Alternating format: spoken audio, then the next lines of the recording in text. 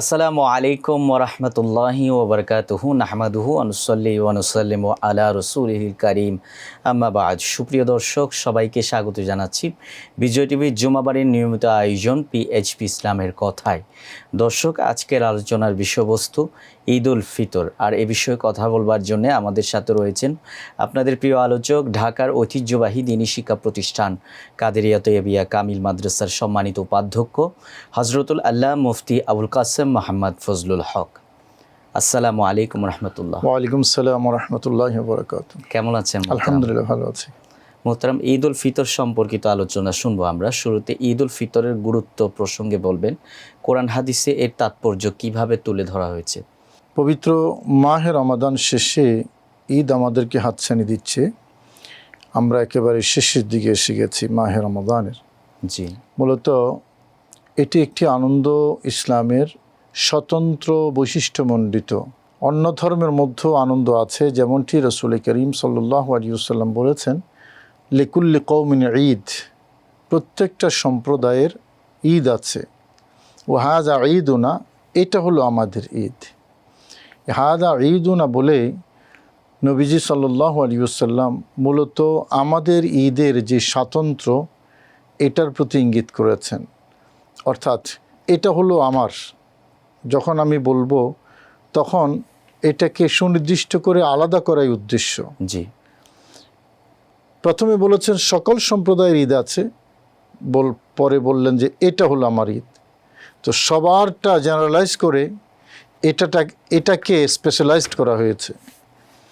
সেজন্য ইসলামের ঈদ ইসলামের নিজস্ব কাঠামোতে মানে স্বতন্ত্র বৈশিষ্ট্যমণ্ডিত একটা ঈদ।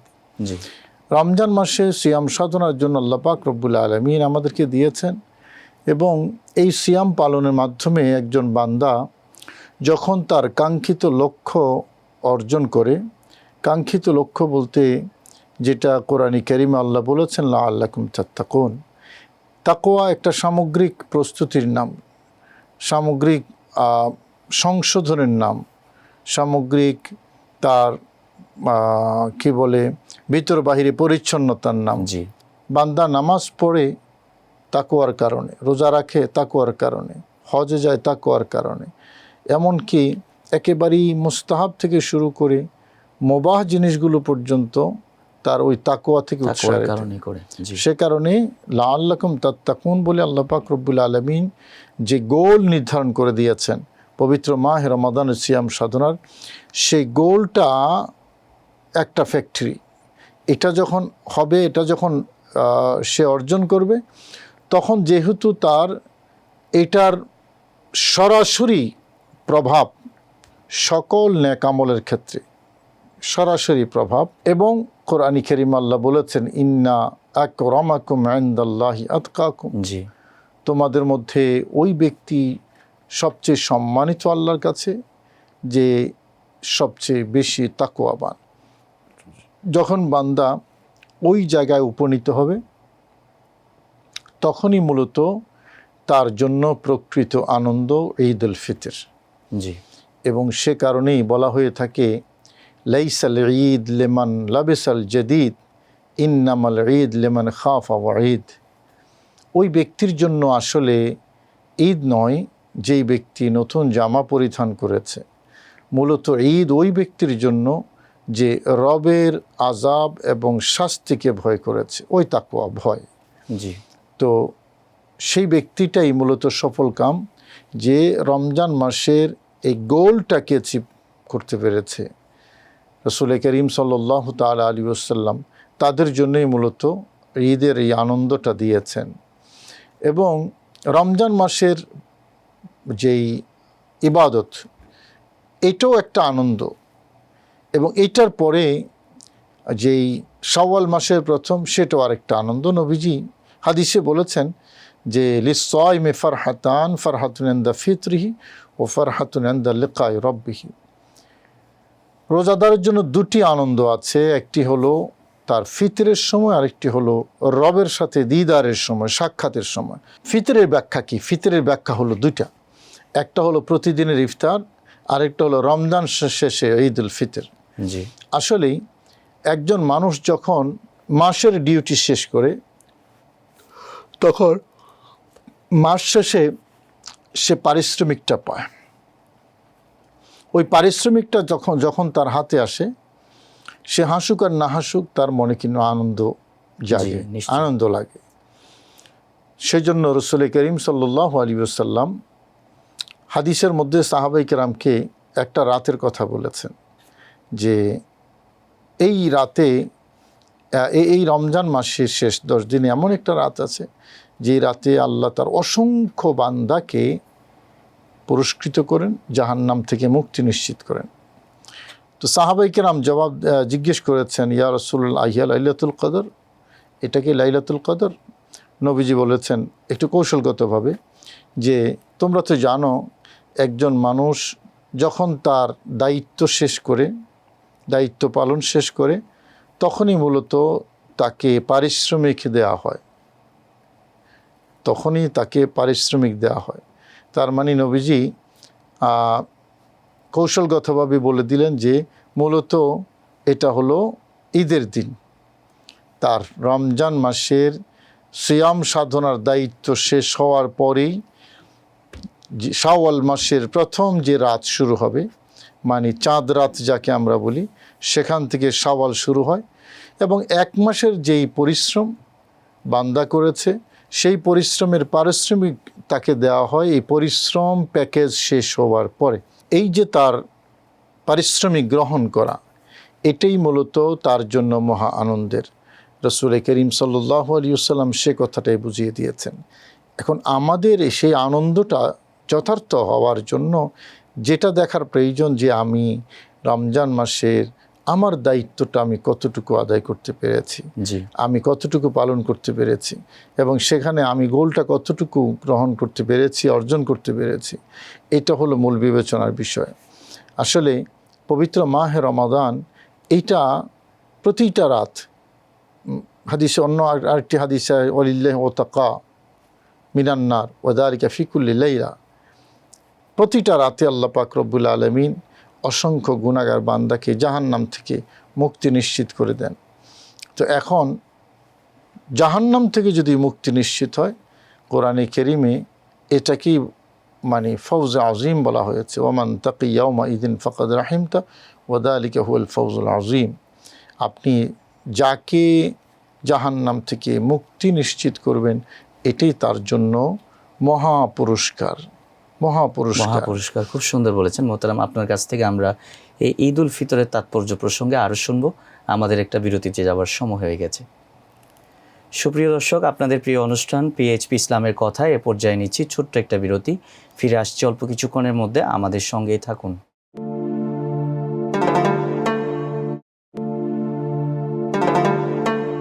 সুপ্রিয় দর্শক, ফিরে এলাম বিরতির পর। সবাইকে আবারও স্বাগত জানাচ্ছি আপনাদের প্রিয় টেলিভিশন চ্যানেল বিজয় টিভির পর্দায় জুমাবাড়ির নিয়মিত আয়োজন পিএইচপি ইসলামের কথায়। দর্শক, বিরতির আগে আমরা আলোচনা শুনছিলাম পবিত্র ঈদ উল ফিতর নিয়ে। আবারও ফিরে যাচ্ছি মূল আলোচনায়। মোহতারাম, ঈদ উল ফিতরের গুরুত্ব প্রসঙ্গে বলেছেন, এবার ঈদ উল ফিতরের ইতিহাস প্রসঙ্গে বলবেন। ইসলামে ঈদ উল ফিতর কীভাবে প্রবর্তিত হলো? রাসূল করিম সাল্লাল্লাহু আলাইহি ওয়াসাল্লাম যখন মক্কা শরীফ থেকে হিজরত করে মদিনা শরীফ গিয়েছেন, তখন মদিনাবাসী যারা, তারা 2 দিন খুব আনন্দ ফুর্তি করত। আগে বলে রাখি, আমরা বিরতিতে যাওয়ার আগেই বলেছিলাম প্রতিটা সম্প্রদায়ের ঈদ ছিল। একেবারেই প্রাচীন সম্প্রদায় যারা, হজরত নূহ নবী বা তার পরবর্তী হজরত ইব্রাহিম আলাইহিস সালাম, আমরা জানি নমরুদ বাৎসরিকটা পূজার মধ্যে হজরত ইব্রাহিম আলাইহিস সালামকে আহ্বান করেছিল, কিন্তু হজরত ইব্রাহিম আলাইহিস সালাম সেখানে যাননি। ওটাও কিন্তু একটা উৎসব ছিল, পূজার উৎসব। তো আমরা বিভিন্ন ধর্মের যে ফেস্টিভ্যালগুলো আছে আধুনিক যুগও আমরা যদি দেখি, তাদেরও কিন্তু সেরকম আনন্দ আছে, ঈদ আছে।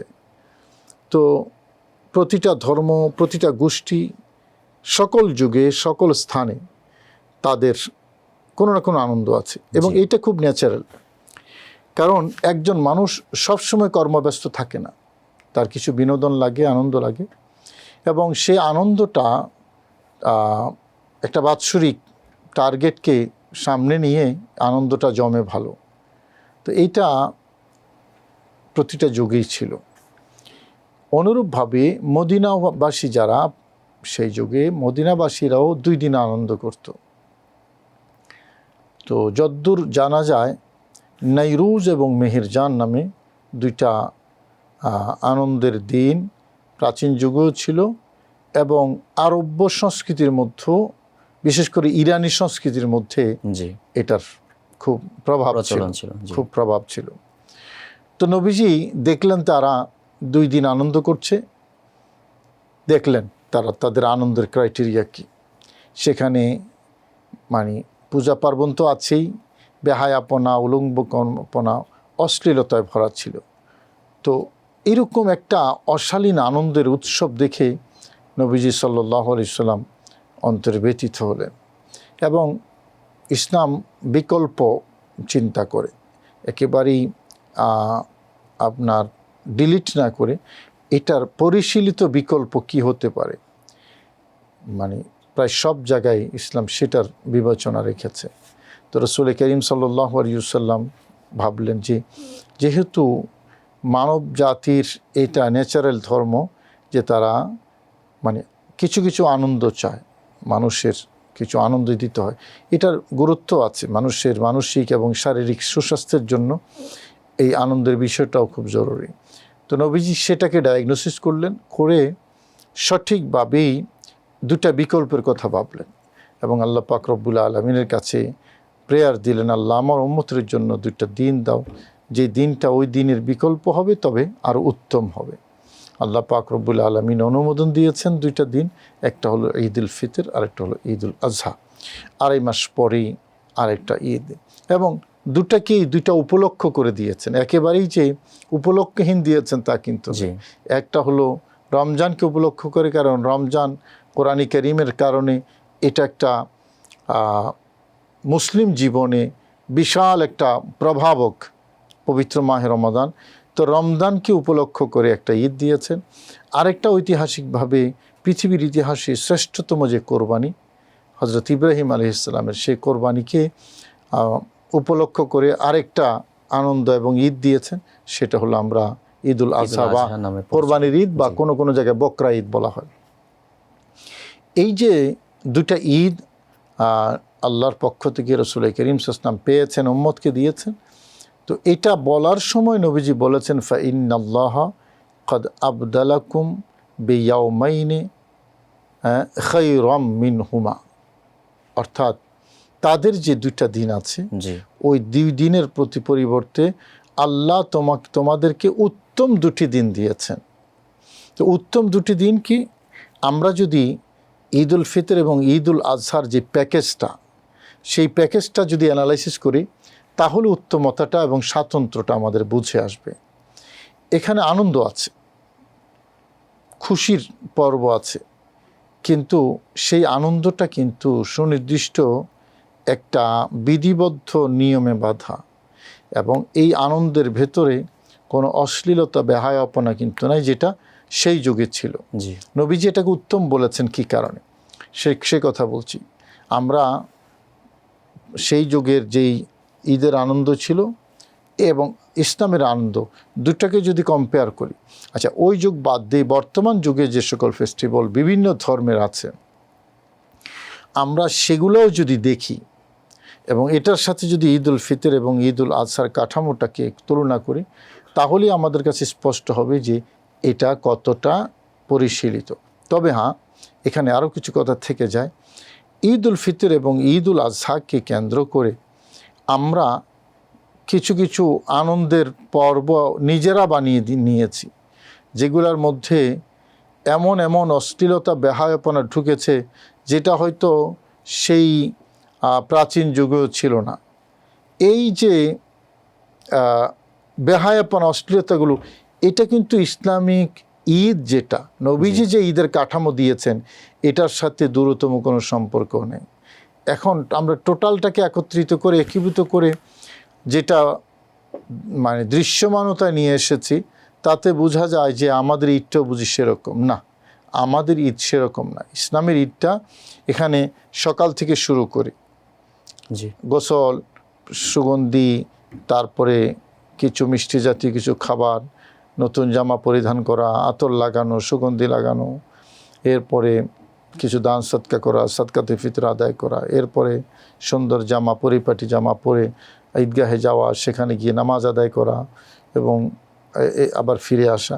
এই যে ঈদের যে মানে প্যাকেজটা, কার্যক্রমগুলো, এই প্যাকেজের মধ্যে কোনো অশ্লীলতা না কিন্তু নেই। জি, এটা একেবারে পরিসরিত। এটাই হলো আমাদের ঈদ, এটাই হলো আমাদের আনন্দ। এরপরে মানুষের সাথে কুশল বিনিময় করা, আত্মীয় স্বজনের বাড়িতে যাওয়া, বেড়াতে যাওয়া, সবটাই আনন্দের পর্ব। কিন্তু আমরা এটার সাথে কি পার্কে ঘোরাফেরা, তারপরে এবং ঘুরতে তো আর নিষেধাজ্ঞা নাই, কিন্তু যেভাবে আমরা ঘুরছি বা যে যা করছি, মিডিয়ার বাহিরে সব কিছু মিলে আপনার একটা অশ্লীল প্যাকেজ এটার সাথে যুক্ত করে নিলাম, যে কারণে পেয়ারা নবী ব্যথিত হয়েছেন। জি, মদিনা শরীফ, ওই কারণের দিকে আমরা ফিরে যাচ্ছি, ওই জায়গাটাই আমরা আবার ফিরে যাচ্ছি এবং ফিরে গিয়েছি অলরেডি।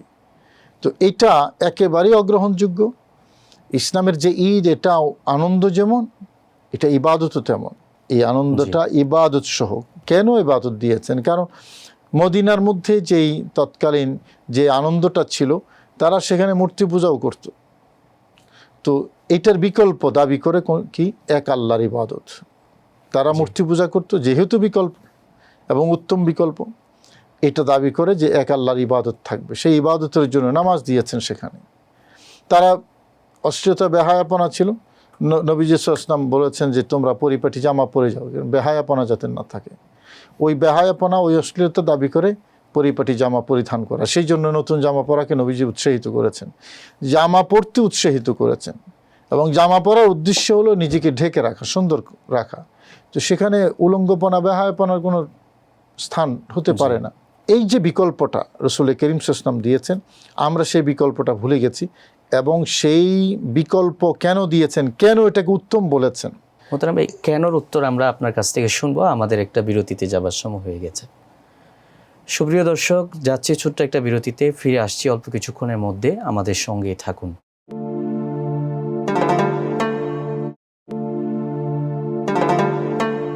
সুপ্রিয় দর্শক, ফিরে এলাম বিরতির পর। সবাইকে আবারও স্বাগত জানাচ্ছি আপনাদের প্রিয় অনুষ্ঠান পিএইচপি ইসলামের কথায়। দর্শক, বিরতির আগে আমরা আলোচনা শুনছিলাম পবিত্র ঈদ উল ফিতর প্রসঙ্গে। আবারও ফিরে যাচ্ছি মূল আলোচনায়। মোহতারাম, ঈদ উল ফিতরের এবং ঈদ উল আজহা, এই দুই ঈদকে ইসলামে শ্রেষ্ঠ ঈদ বলা হয়েছে এবং এটা উত্তম ঈদ। তো কেন এই দুটো ঈদ উত্তম, সেই প্রসঙ্গটা নিয়ে বলছিলেন। এখানে ইবাদতের প্রসঙ্গ আছে এবং পরিশীলিত একটা আনন্দ এবং এমন এমন ইভেন্ট এখানে যুক্ত করে দেয়া আছে যে ইভেন্টগুলো সেই প্রাচীন অন্যান্য ধর্মের ঈদের মধ্যে ছিল না। যেমন এখানে আমরা আমাদের দায়িত্বের মধ্যে যেটা নবীজি বলেছেন, সাদাকাতুল ফিতর একটা প্রসঙ্গ আছে। এটাও একটা অপরিহার্য দায়িত্ব, এটা ওয়াজিব একটা আমল। তো সাদাকাতুল ফিতর বিষয়টা কেন, কি কারণে? সাদাকা মানে দান, ফিতর মানে ঈদ উল ফিতর। সেক্ষেত্রে ঈদ উল ফিতরের দান,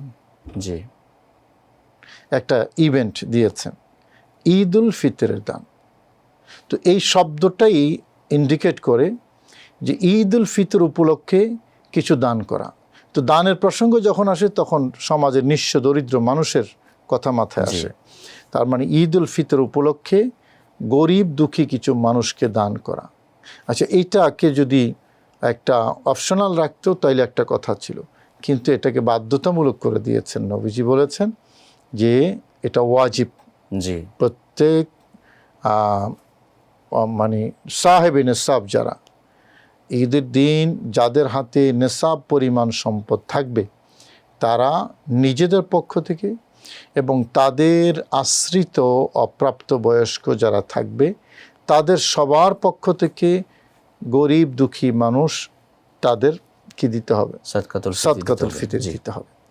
আচ্ছা, এখন নেসাবের হিসাবটা যদি আমরা রূপার হিসাব ধরি, তাহলে 1 লাখ টাকার কাছাকাছি যদি ঈদ উল ফিতরের দিন কারো কাছে থাকে, বা সেই পরিমাণ সমমূল্যের অর্থ যদি কারো কাছে থাকে, তাহলে তিনি সাদকাতুল ফিতর দিতে হবে। তো এই যে একটা ক্রাইটেরিয়া নির্ধারণ করে দিল, বাংলাদেশের প্রেক্ষাপটে 16 কোটি 18 কোটি মানুষের এই দেশে আমার যেটা ধারণা এতটুকু পরিমাণ সম্পদ টুঠাট মানুষের আছে, 3 ভাগের 2 ভাগ মানুষের আছে। মানে ঈদের দিন 1 লাখ টাকা বা সমমূল্যের সম্পদ। এখন যদি আমরা 110 টাকা করেও হিসাব করি এবং সেখানে যদি আমরা মিনিমাম 10 কোটি মানুষের পক্ষ থেকে যদি আমরা সাদকাতুল ফিতরের হিসাবটা করি 10 কোটি মানুষের, তাহলে 10 কোটি মানুষের সাদকাতুল ফিতর কত হয়? 110 টাকা করে, একটা বিশাল অ্যামাউন্ট। বিশাল অ্যামাউন্ট, জি। অর্থাৎ একটা দেশের একটা বাজেটের মতো, জি। একটা বিশাল বাজেটের মতো হয়ে যাচ্ছে। তাইলে এবং এটা যদি যথাযথভাবে গরিব মানুষের পক্ষে যায়, মনে করুন একটা পরিবারের 10 জন সদস্য আছে, 10 জনের পক্ষ থেকে সেই টাকাটা মানে স্থানীয়ভাবে দিয়ে দেওয়া হলো। একটা গ্রামের মধ্যে আমরা যদি 10,000 মানুষ কল্পনা করি, তো 10,000 মানুষ থেকে আমরা 3 ভাগের 2 ভাগ যদি আপনার 6-7 হাজার 7,500 যদি ধরি, তাইলে এদের যেই সাদকাতুল ফিতর আসবে এটা পাবে বাকি 3,000 বা 3,500, জি, বা 2,500 মানুষ। তাহলে কত বড় একটা অ্যামাউন্ট তাদের কাছে যাচ্ছে। এটার মাধ্যমে সামাজিক যে অর্থনৈতিক বৈষম্য আছে, সে অর্থনৈতিক বৈষম্য দূর হতে পারে। কিন্তু হ্যাঁ, দূর হতে পারে। আমি জাকাতের প্রসঙ্গ বাদ দিলাম, জি। শুধু সাদকাতুল ফিতরের হিসাবটা যদি আমরা দেই। কিন্তু যেটা হচ্ছে সেটা হলো যে এটার যথাযথভাবে আদায় হয় না বা বন্টন হয় না। এটা একটা দুর্ভাগ্যের বিষয়। জি। এটা শুধু এখানে নয়, জাকাতের ক্ষেত্রেও তাই। তো এই যে সাদকাতুল ফিতরটা, ঈদ উল ফিতরের দান, 2টা উদ্দেশ্য এটার। একটা তো ঈদ উল ফিতরের দান বললাম, গরিব দুঃখী মানুষের যাতে ঈদের দিন ভালো কিছু ব্যবস্থা করতে পারে। আমরা যেমন নতুন জামা পরি, তারাও মিনিমাম একটা জামা, আমরা যেমন ভালো খাবারের ব্যবস্থা করি, তারাও যেন ভালো মোটামুটি একটা ভালো খাবারের ব্যবস্থা জি। করতে পারে। তার মানে এখানে নবীজি সাল্লাল্লাহু আলাইহি ওয়াসাল্লামের যেই মানবতা বোধ এবং ইসলামের যেই চ্যারিটি ওয়ার্ক, এটার একটা বহিঃপ্রকাশ এখানে আছে। এবার একটু সাদকাতুল ফিতরের পরিমাণ প্রসঙ্গে শুনবো। এই বছর কত টাকা করে দিতে হবে? আমি আসছি সেখানে। জি, দ্বিতীয় নম্বর যেটা, যে সাদকাতুল ফিতরের দ্বিতীয় উদ্দেশ্যটা হলো রোজার মধ্যে যেই ভুল ত্রুটিগুলো আছে, সেই ভুল ত্রুটিগুলো সেখানে রিকভারি করা। রোজার ভুল ত্রুটিগুলো নবীজি বলেছেন যে তু'মাতুন লিল মাসাকিন ওয়া তুহরাতুন লিস-সিয়ামি মিনাল লাগবি ওয়ার রাফাস। বেহুদা কাজ হয়েছে আমাদের রোজার ক্ষেত্রে, জি, এবং মানে গুনাহ বা গর্হিত কাজ হয়েছে, সেখান থেকে আমাদের রোজাগুলোকে পরিপাটি করা, পরিচ্ছন্ন করার জন্যই রাসূল করিম সাল্লাল্লাহু আলাইহি ওয়াসাল্লাম সাদকাতুল ফিতর অপরিহার্য করে দিয়েছেন। তাহলে লাভ একটা আমার আর একটা গরিব মানুষের। জি, আমার লাভ হলো আমার যেই রোজাটা আছে এটা আমি কলুষমুক্ত করলাম নবীজির ঘোষণা অনুসারে, আর গরিব দুঃখীর লাভ, তারা কিছু পাইল এবং ঈদের দিন তাদের যেই আনন্দ, সে আনন্দের পর্বটা একটু শানিত হলো। এই হলো সাদকাতুল ফিতরের যেই উদ্দেশ্য নবীজি বলেছেন। আর সাদকাতুল ফিতর 5টা বস্তু দিয়ে দেওয়ার কথা হাদিসে আছে। গমের কথা আছে, কিশমিশের কথা আছে, জবের কথা আছে, খেজুরের কথা আছে, পনিরের কথা আছে। এই 5টা জিনিসের গম মানে অর্ধসার কথা আছে, যেটা কারো কারো হিসেবে 15-2 কেজি হয়, আর কারো কারো হিসাবে বেশি হয়, 2 কেজি থেকে একটু বেশি হয়, হিসাবের ভিন্নতা আছে। জি। কারণ হিজাজি সা আর বগদাদি সা দুটার মধ্যে পার্থক্য আছে। গম ছাড়া বাকি যে 4টা বস্তু আছে ওগুলা পরিপূর্ণ এক সার কথা আছে। গমটা হলো অর্ধসা আর বাকি 4টা হলো পরিপূর্ণ এক সা। এখন এই সার হিসাবে এই পণ্যগুলো অথবা এই পণ্যগুলোর মূল্য নির্ধারণ করে দিয়ে দেওয়া, এটাই হলো দায়িত্ব। এখন যোগের প্রেক্ষাপটে গম আসলে এখন মানুষের জন্য, বাংলাদেশের প্রেক্ষাপটে যদি বলি, জি বাংলাদেশের মানুষের জন্য অধিকাংশ ক্ষেত্রে গমটা সুখাদ্যের তালিকায় পড়ে না। জি ঈদ কিন্তু সুখাদ্যের দিন, জি ঈদ হলো সুখাদ্যের দিন, গম সুখাদ্যের আওতায় পড়ে না। তো সেই জন্য ফোকাহে কেরাম, পরবর্তী ফোকাহে কেরাম অধিকাংশই এই মতামত ব্যক্ত করেছেন যে বর্তমানে মূল্য নির্ধারণ করে যদি কারেন্সি দিয়ে দেওয়া হয়, এটাতে সাদকাতুল ফিতরের উদ্দেশ্য সাধিত হয় বেশি, জি এবং গরিব মানুষটা সে উপকৃত হবে হয় বেশি। খুব সুন্দর বলেছেন মোহতারাম। আমরা আপনার কাছ থেকে আরও শুনবো, আমাদের একটা বিরতিতে যেতে হচ্ছে। সুপ্রিয় দর্শক, আপনাদের প্রিয় অনুষ্ঠান পিএইচপি ইসলামের কথা থেকে এই পর্যায়ে নিচ্ছি ছোট্ট একটা বিরতি। ফিরে আসছি অল্প কিছুক্ষণের মধ্যে, আমাদের সঙ্গেই থাকুন।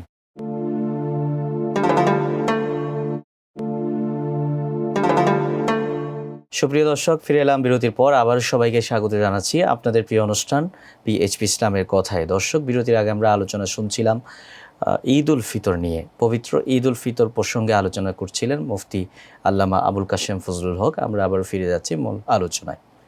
মোহতারাম, বিরতির আগে সদকাতুল ফিতর প্রসঙ্গে বলছিলেন, তো সদকাতুল ফিতর নিয়ে আরও যেই বাকি আলোচনা সেটাও করবেন। তার পাশাপাশি ঈদ উল ফিতরের দিন আমাদের করণীয় কি সেই প্রসঙ্গে বলবেন। জি, সদকাতুল ফিতরের উদ্দেশ্য বলেছি, এবং যেই 5টি বস্তু দিয়ে নবীজি সদকাতুল ফিতর দিয়ে আদায় করতে বলেছেন, ওলামায়ে কেরাম এগুলার মূল্য দেওয়াটাকে উত্তম বলেছেন। এটা সদকাতুল ফিতরের উদ্দেশ্যের সাথে অধিক সঙ্গতিপূর্ণ। জি কারণ এটা আনফা লিল ফোকারা, যেটা ফকিরদের জন্য, নিঃস্ব মানুষের জন্য বেশি উপকারী, সেটাকে উৎসাহিত করা হয়েছে। এখন একজন মানুষ ঈদের দিন কি করে? ঈদের দিন ভালো খাবারের ব্যবস্থা করে। ভালো খাবার, আটা তো আর ভালো খাবার না। সে কিছু সেমাই কিনবে, গোস্ত কিনবে, মুরগি কিনবে, যতটুকু তার সাধ্যের মধ্যে আসে থাকে। তো এখন গোস্ত দিয়ে তো আর আপনার সদকাতুল ফিতর দেওয়া যাচ্ছে না, তাহলে বাধ্য হয়ে তার গোস্ত কেনার জন্য তাকে টাকা দিতে হবে। আবার আমি যদি তাকে গম বা কিশমিশ বা এগুলো দিই, এগুলো এক্সচেঞ্জ করারও সুযোগ নেই যে ঠিক আছে আপনি আমার গমটা নেন, আমাকে গোস্তটা দেন, এটাও সম্ভব না। সে কারণেই ওলামায়ে কেরাম যে মত দিয়েছেন, কারেন্সি দিয়ে দেওয়াটাই হলো উত্তম, যেটা ওই মানুষটার প্রয়োজনটা মেটাতে অধিকতর সহায়ক হবে। এবং এটার পরিমাণটা আমরা বলেছি। সহজ হলো, আমাদের দেশ ইসলামিক ফাউন্ডেশন এই 5টা বস্তুর মূল্যমান হিসাব করে পাবলিশ করে, এবং এবছর ইতিমধ্যে করেছে। তো সেখান থেকে আমরা যে কোনো একটা ধরেই সদকাতুল ফিতর আদায় করে দিলেই আদায় হয়ে যাবে। সর্বনিম্ন যেটা বলেছে 110 টাকা, এবং সর্বোচ্চ 2800 সামথিং। তো এখন এখানে একটু কথা থাকে যে মানুষের মানে অর্থনৈতিক স্ট্রেংথ সবার সমান না, কেউ একটু মানে বেশি করে দেওয়ার সক্ষমতা রাখে। তো এখন গম দিয়ে হিসাবে 110 টাকা আছে, আমরা এটাকেই একমাত্র সূচক বা আদায়যোগ্য মনে না করে আমরা যদি কিশমিশের হিসাবটা ধরি, আমরা যদি খেজুরের হিসাবটা ধরি, তাইলেই ওই যে বললাম উদ্দেশ্যটা আনফালিল ফোকারা, ফকির মিসকিন যারা, তাদের উপকারটা বেশি হবে। সদকাতুল ফিতরের যেই আদায়ের যেই উদ্দেশ্য, এটা আরও বেশি ইফেক্টিভ হবে। আর ঈদ উল ফিতরের দিন যে করণীয় আমরা জানি, আংশিক আমরা বলেছি। ঈদ উল ফিতরের দিন ফজরের নামাজ আদায় করে আপনার নতুন জামা পরিধান করা নবীজির সুন্নত। নতুন জামা যদি না থাকে তাহলে আগের যে জামা আছে সেটাকে পরিষ্কার পরিচ্ছন্ন পরিপাটি করে রাখা, এবং সেটা পরিধান করে সুগন্ধি লাগানো, এটাও সুন্নত। এবং ঈদগাহে যাবার আগে মিষ্টি জাতীয় কিছু খাবার খেয়ে যাওয়া। তো সেখানে খেজুর হতে পারে উত্তম একটা বিষয়, নবীজিও খেজুর খেয়েছেন এবং অবশ্যই বেজোড় খেয়েছেন। আরেকটা হলো যদি খেজুর না থাকে তাহলে যে কোনো মিষ্টি জাতীয় জিনিস খাওয়া। আমাদের দেশে পায়েস বা সেমাই ইত্যাদি রান্না করে, এটাও হতে পারে মিষ্টি জাতীয় জিনিস, একটু খেয়ে। এবং এটা সায়েন্টিফিক, 1 মাস রোজা রাখার পরে সকালবেলা মিষ্টি জাতীয় কিছু খাবার খেয়ে যাওয়া। সেখানে আমাদের শিশু যারা আছে এদেরকেও পরিপাটি করা, কারণ আনন্দটা এদেরই বেশি। এরপরে তাকবীর বলতে বলতে ঈদগাহে যাওয়া, এবং তাকবীর বলতে বলতে ঈদগাহ থেকে ফিরে আসা। আল্লাহু আকবার লা ইলাহা ইল্লাল্লাহু আল্লাহু আকবার ওয়ালিল্লাহিল হামদ, এই তাকবীরটা। এক রাস্তায় গিয়ে আরেক রাস্তায় ফিরে আসা, এটাও সুন্নত। এবং ঈদের দিন ঈদগাহে গিয়ে যে নামাজের যে পর্বটার কথা আমরা আগেও বলেছিলাম, 2 রাকাত ঈদের নামাজ পড়তে হয়, ঈদ উল ফিতরের নামাজের জন্য অপেক্ষা করা এবং সবাই যখন আসবে নির্ধারিত সময়ে, পূর্ব নির্ধারিত সময়ে নামাজ শেষ করা। এবং সাধারণত আমাদের দেশে নামাজের আগে একটু বয়ান হয়, এটাও খারাপ না, ভালো, সে বয়ানটা মনোযোগ দিয়ে শোনা। নামাজ শেষে 2টা খুতবা হবে, খুতবার সময় নীরবে সেটা শোনা, খুতবার পরে এরপরে মিলাদ মুনাজাত করে সবার জন্য দোয়া করা। খুতবা শোনা তো ওয়াজিব, নিশ্চিন্তে ওয়াজিব। তো এখানে একটু কথা থেকে যায় যে জুমার খুতবা এটা হলো ফরজ, আর ঈদ উল ফিতর খুতবা হলো সুন্নত।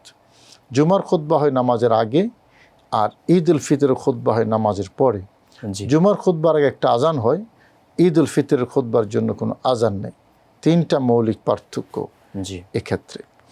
তো এরপরে সবার জন্য দোয়া করে ঈদগাহে যারা এসছে তাদের সাথে সবাই কুশল বিনিময় করা, হাসি মুখে আনন্দটাকে সবাই উপভোগ করা। এই দিনটাকে ইয়ামুল জায়েজা বলা হয়েছে, ঠিক এই জায়গাটাকে। এবং হাদিসের মধ্যে এসছে আল্লাহ পাক রব্বুল আলামিন ফেরেশতাদেরকে জিজ্ঞেস করেন যে আমার বান্দা যারা এসছে তারা কি চায় আমার কাছে? বললেন আল্লাহ তারা তাদের পারিশ্রমিক চায়। তখন আল্লাহর পক্ষ থেকে বলা হবে তোমরা সাক্ষী থাকো, আমি তাদেরকে আমার সন্তুষ্টি এবং আমার জান্নাত অবধারিত করে দিয়েছি। এই হলো ইয়ামুল জায়েজা, মানে পুরস্কার গ্রহণের দিন। ঈদ উল ফিতরের দিনটা এটাও একটা ফজিলতের এবং মর্যাদার। শুধু দিন বললে কম বলা হবে, ঈদ উল ফিতর রাত যেটা, ইমাম শাফি রহমতুল্লাহ আলাইহি ওনার কিতাবুল বিখ্যাত কিতাব, সেখানে 5টি রাতের কথা তিনি উল্লেখ করেছেন, যে 5 রাত আল্লাহ নিঃসন্দেহে দোয়া কবুল করেন। সেই 5 রাতের মধ্যে 2টা রাত হলো 2 ঈদের রাত, একটা হলো ঈদ উল ফিতরের পূর্ব রাত, আরেকটা হলো ঈদ উল আজহার পূর্ব রাত। এবং ইমাম গজালি রহমতুল্লাহ আলাইহি একটি মওকুফ হাদিস বর্ণনা করেছেন, ওনার মুকাশাফাতুল কুলুবের মধ্যে বলেছেন মান কামা লাইলাতাল ঈদ মুহতাসিবান লাম ইয়ামুত কলবুহু ইয়াউমা তামুতুল কুলুব। অর্থাৎ কিয়ামতের দিন যখন সব কলবগুলো মৃত্যুবরণ করবে, ওই সকল কলব মারা যাবে না যে কলবগুলো ঈদের রাত্রিতে ইবাদত করে। এই 2টি রাত অত্যন্ত গুরুত্বপূর্ণ। মোহতারাম, এবার একটু ঈদ উল ফিতরের যে নামাজের নিয়মটা সংক্ষেপে শুনবো। অনেকে এক্ষেত্রে ভুল করে থাকে, সঠিক নিয়মটা যদি বলতেন। দেখুন, ঈদ উল ফিতরের নিয়ত যেটা, নাওয়াইতু নুসাল্লি লিল্লাহি তাআলা রাকাতে সালাতে ঈদ উল ফিতর মা সিত্তি তাকবীরাতিন ওয়াজিবিল্লাহি তাআলা ইক্তাদাইতু বিহাদাল ইমাম মুতাওয়াজ্জিহ ইলা জিহাতিল কাবাতিশ শরীফতি আল্লাহু আকবার।